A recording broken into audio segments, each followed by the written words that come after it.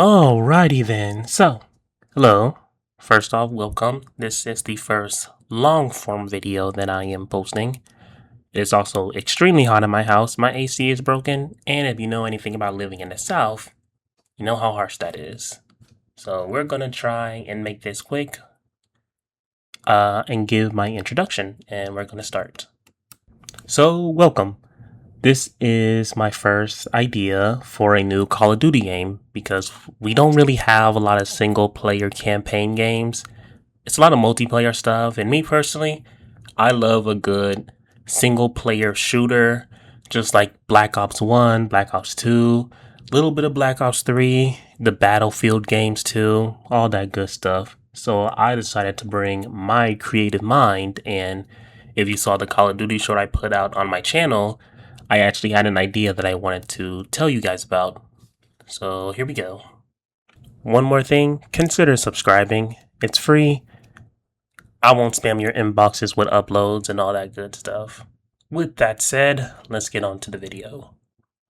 We start off in 2026, current times. We follow a young man named Solomon, an 18-year-old college dropout.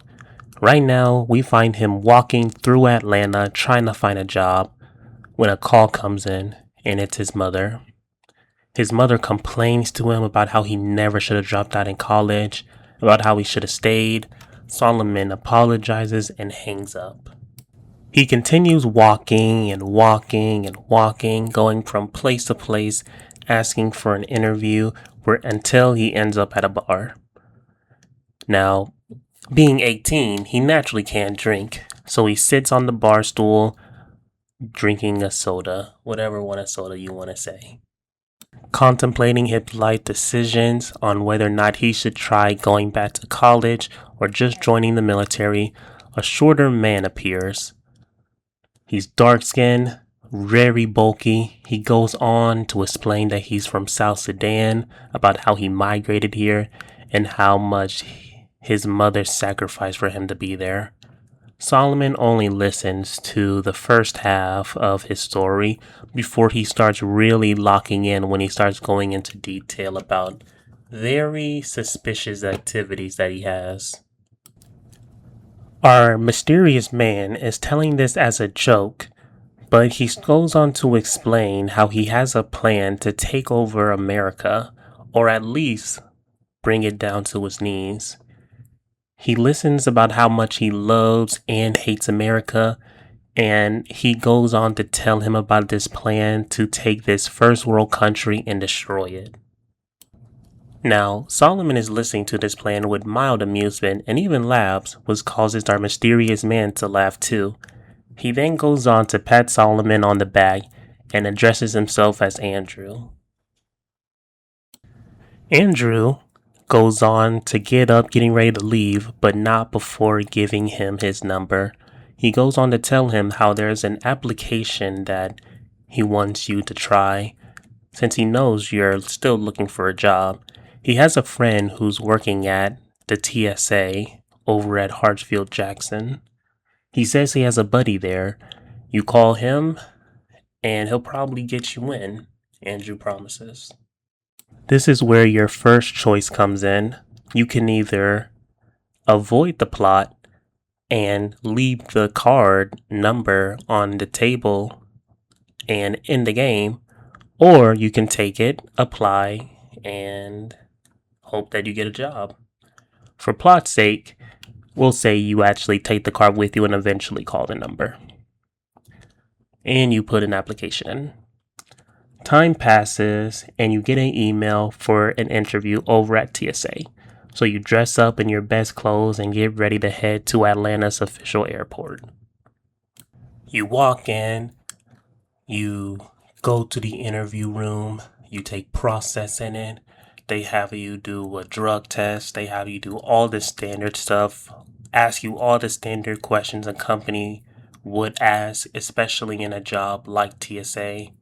And then you meet Andrew's informant. Now, this guy does not have a name. He probably will not have one. But for now, we'll just call him Devin. Now, Devin is the one who was doing your final interview. He's asking you very specific, uncomfortable questions about how you feel about America. Is there anything you dislike here? Would you be willing to move countries? Would you be willing to turn against your country? All things that make you feel extremely uncomfortable. But besides that, you push through and eventually the standard real questions that a TSA employer interview would ask. He eventually tells you you pass and you start Monday. Finally tell her you'll be able to start paying rent. You won't have to worry about paying bills anymore. He'll help you contribute. Everything is going well, and the weekend passes, and now it's time for training to start. Now, I originally had a long process on how I wanted the TSA training to go, but I had to look up how long it actually was, and apparently it was 3 to 6 months. So I said, nah, I'm good. So we're going to skip over that and say, let's give a time skip. 3 months later, you're finally a TSA agent. It's now time for your first official day of work. You get dressed up, you iron your clothes, your mother looks at you with satisfaction, pride, the whole shebang, all the works. And as a reward for you getting your first job into a big corporation like this, she gives you her car. You eventually pull up in the employee parking lot, you scan your badge, you head in, you take the bus on over. Now it's time for you to really start working. The day passes by smoothly. It's a nice 8-hour shift. You're scanning people's IDs, you're checking people's bags. Everything is going well, everything is good. Eventually, it's time for you to take your lunch break. You, being hungry, you want some Chick-fil-A or something. You decide to walk on over deeper into the airport, get a little bit of cardio in, stretch your legs. You're eating some nice Chick-fil-A fries with a drink on your hip when you notice something incredibly strange. The plane that you just saw being ushered in when you originally went to go get the fries, all the people are still on it. The gate agent is just standing there, holding ground, not opening the door, not letting people out. The jet bridge is also just down. You don't see anybody getting off the plane. You, being the curious person you are, decide to go up and ask what's going on. And the gate agent looks at you, really looks at you, and then says, "Go see for yourself." And he lets you in. You're now traveling down the jet bridge when you see somebody. You zoom in and is that Andrew? The guy you met at the bar just a few days ago? What is he doing here? Is he boarding a plane? Is he getting off it? What's going on? Andrew immediately turns around only to reveal a gun. You immediately put your hands up. A hijacking? How is that possible? This is the largest, busiest airport in America, right? Why would they let a plane land if this was a hijacking? Why would they let them bring the plane in? Why isn't there any police here surrounding and cutting out the area? Immediately, you try to turn around very slowly when you realize the gate agent from before is also holding a gun.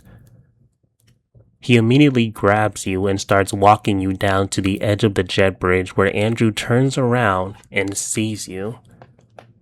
And with a slightly guilty look, he sits you down with the others inside the plane. Looking around, you realize there are way less people who are actually passengers. Some people look genuinely scared, but the vast majority are all calm. You put two and two together and realize this is a plane filled with potential terrorists. How did these guys get these guns through here? What is even going on here? How is any of this happening? How did the TSA from a different airport let this get by them?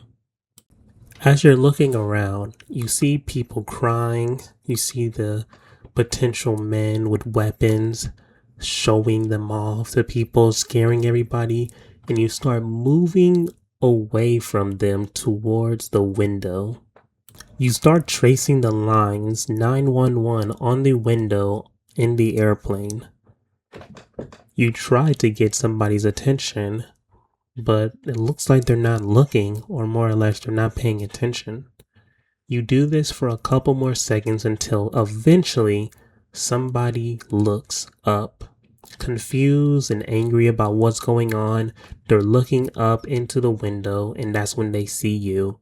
You're signing them 911 repeatedly, hoping for him to understand. Eventually, he looks at it, he grasps the situation, but it's too late. You're already picked up, and you start getting escorted towards the front of the plane. With your hands behind your back, you get put face to face with Andrew. He looks at you with a slightly guilty expression. He then gives you a choice. You can either join him or you can stay here with the others. There's no telling what will happen if you stay with him. You refuse to be a part of whatever organization this is, and Andrew, being the mastermind leader that he is, but also still a very sympathetic human, takes you, pulls you up, and presses a gun to the back of your head and tells you to start watching. You get marched out of the plane, through the jet bridge, and eventually back into the main terminal. But this is only where the true horror begins. You reach the front of the airport where you see the true scale of this operation. They have numbers, serious numbers. It all adds up how they was able to sneak weapons past all these TSA agents, past the security system and all, how they was able to get this stuff on the plane without anybody noticing. This was planned. This was coordinated. They have so many people on their side, from TSA agents to pilots to co-workers who work in all the airlines. Everything was planned. You eventually get sat down into a large group of people sitting in a circle. Surrounding you are the agents, Delta workers, Spirit workers, every worker who works in an airport who is aligned with Andrew. This is when he starts making his speech.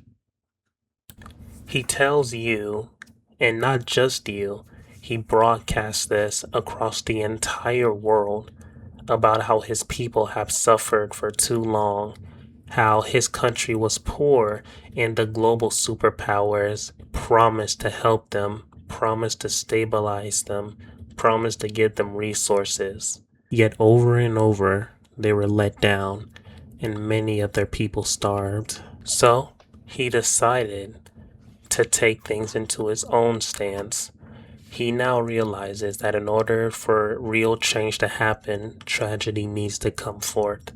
And so he is planning to launch an attack on every global superpower there is in the world.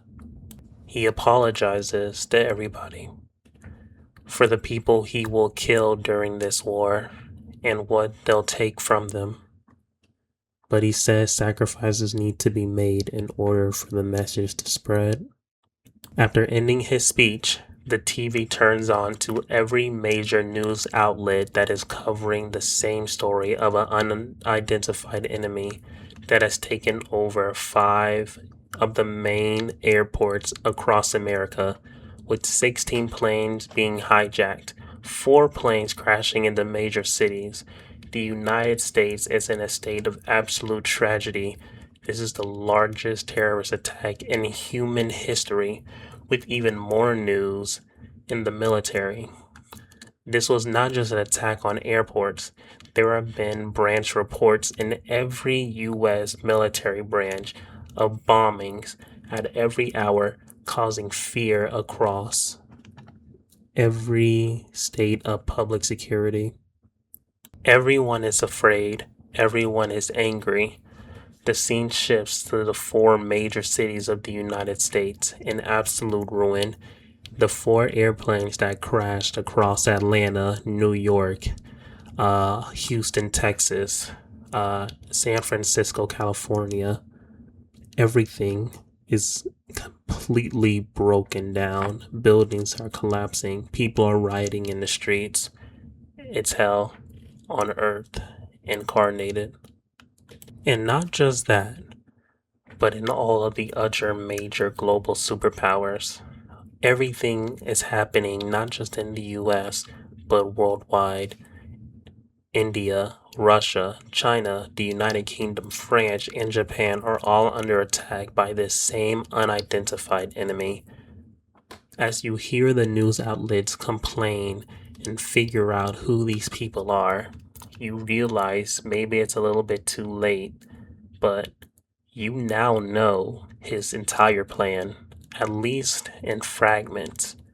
If you could just get out of here, you can help rebuild the world. You try to process everything. You try to dig deep into your memory of that first day when you were sitting in a bar half listening to Andrew as he tells you his entire plan, only to realize that if you can't get out of here alive, you might not be able to help everybody prevent the deaths that could happen. Before the thought even reaches your mind, the airport blows up. The building starts collapsing. You realize that Andrew and his men are all gone now. You see him running towards the exit. He turns around only to lock eyes with you. A sympathetic look on his face. He mouths the words, "You should have joined me when you had the chance," before eventually turning back and walking away. As the entire airport blows up, you're trapped under rubble. You're not fully pinned yet, but you're getting real close if you can't get out. You crawl and crawl and crawl till you're out, but the damage that you took from the rocks and debris that fell on you is too much. You need medical attention, and you need it now before you completely bleed out. Eventually, you see flashing lights. Soldiers or police, whichever one they are, scavenging the last of the building looking for survivors. Is at this point that you need to yell for help. So that's what you do. You yell and you yell, but your voice is completely dried out. You give it one last time with all your strength and you yell as loud as you can, only to get the soldiers' attention. As they start running over to you to apply first aid, before you pass out, you tell them you know who he is. You know their plan. You know their entire plan. You know you can stop it. And then you pass out. Unconsciously, the soldiers look at each other, confused on what you're talking about, before pulling you out and getting you to safety. The scene then cuts up. You can rise up past everything, past the destroyed wreckage of the airport. You then pan across every major city across the world, only to see a black horizon. Okay, so that's the end of the video. I apologize for my voice. This is actually my first time doing this, but please stick around. This is part 1 of my Call of Duty inspired idea. Because as I said, there's not really a lot of single player campaign modes, and this was something that I thought about for a long time. So if you like it, please like and subscribe. And I will get part 2 out as soon as I can. Thank you so much for watching and have a good day. I promise my voice will be a lot better next time.